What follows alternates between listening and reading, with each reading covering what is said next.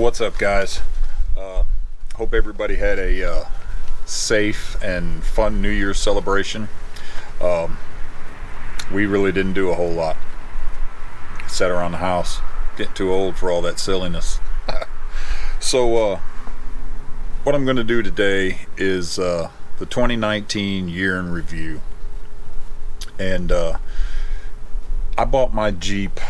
I traded my JK in on Napalm in August of 18, and the only thing I did before January was change out the tires and wheels. So I'm going to go ahead and include that in this video.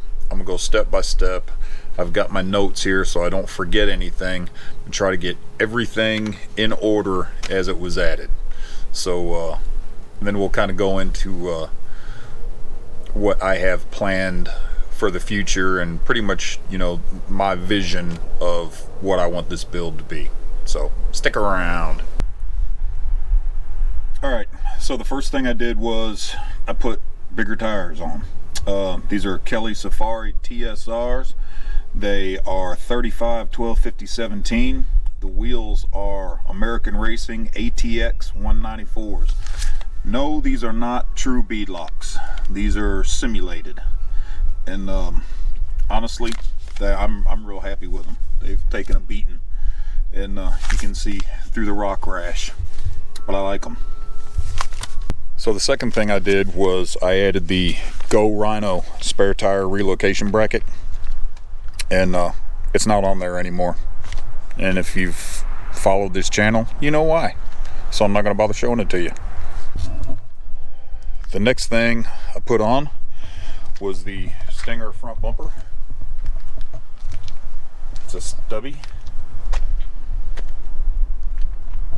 and it's EAG.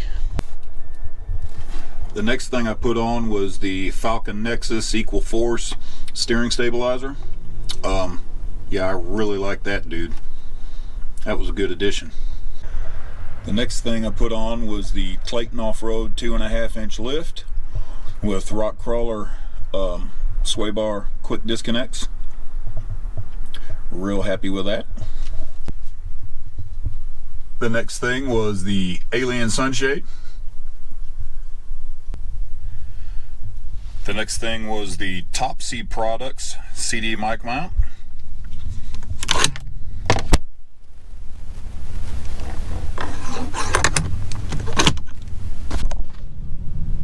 The next thing was the Clayton Off-Road Thad skid plate.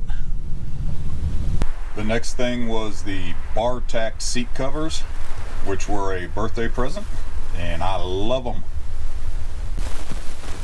The next thing was the Rockville Audio 10-inch powered sub. 110 bucks on Amazon. I'm a big fan of this. It's not going to rattle your windows or shake your doors off, but it adds just enough, it adds a good amount of bass to the stock system, and I couldn't be happier with it. The next addition was the EAG rock sliders. The next thing I added was the Evo ProTech engine, trans, and exhaust loop skid.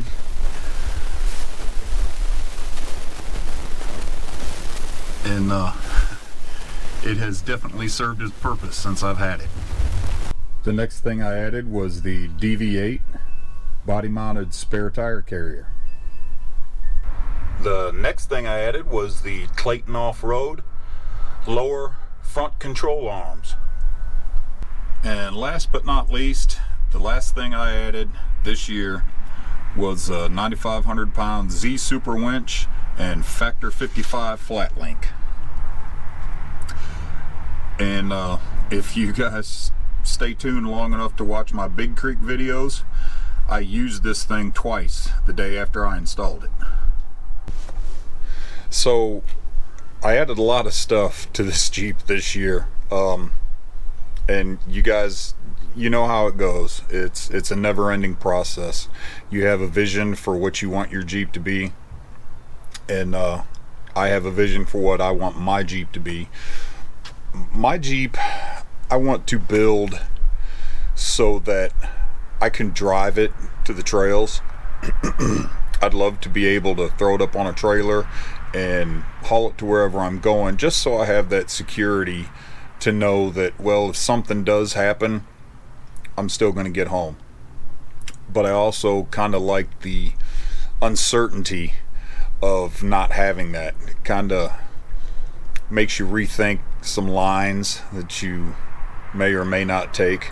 It just puts a little something extra into it when you're wheeling. I've got a lot of plans for this Jeep.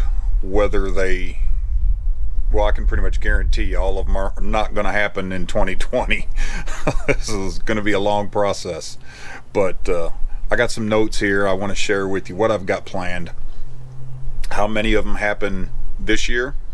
We'll see. If I hit the lottery, all of them. So first thing, and these are in no particular order either, but I'm going to go to 37s.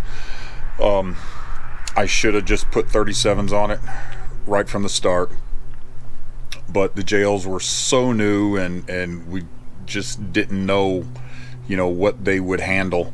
But a friend of mine has a Jeep exactly like mine, except it's white, and he ran 37s with no lift and wheeled the crap out of it. So a Rubicon, you can run 37s with no lift and wheel it. And he got into the fenders a little bit, but it's really a non-issue. Honestly, you could throw 37s on a Rubicon JL and not lift it at all. So, but I'm going to go to 37s.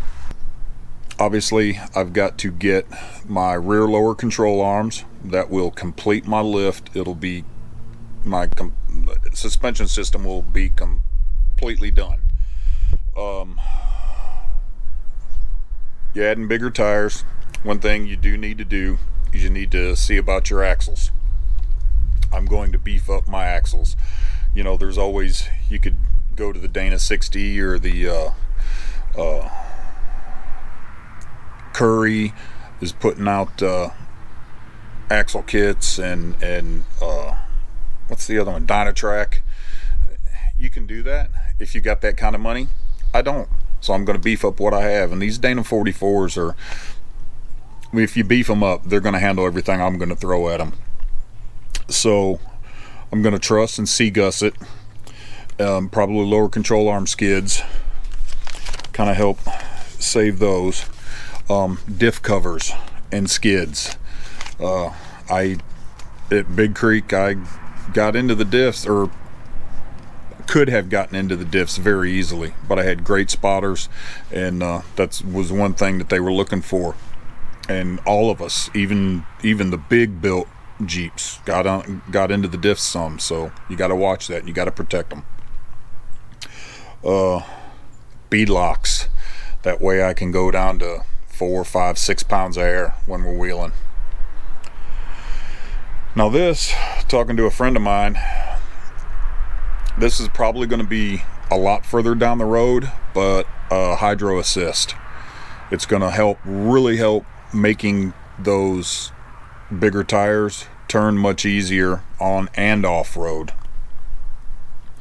Drive shafts, Adams, Tom Woods, something. And also the axle shafts. Yukon's got the front chrome moly axle shafts out now. They've had the rears out for a bit, but the fronts are now out. I still haven't decided whether I'm going to go Yukon or RCVs in the front, but I'll more than likely do the Yukons in the rear. And the steering system, tie rod, drag link. I'd like to go aluminum, but we'll see what's more cost effective. But that's pretty much what I have planned for this Jeep. And I think if I use the right components, I could jump in this thing tomorrow and drive out to Moab and hit all the trails and be comfortable driving it on the highway. That's my vision, that's my view, and we'll see it, hopefully we'll all see it together come to fruition through YouTube. Again, guys, thanks for watching. Hope you liked the video, the little flashback to what I've done so far. If you're new to this channel, like, comment, subscribe, and share. Till next time, keep the shiny side up. Jeep on.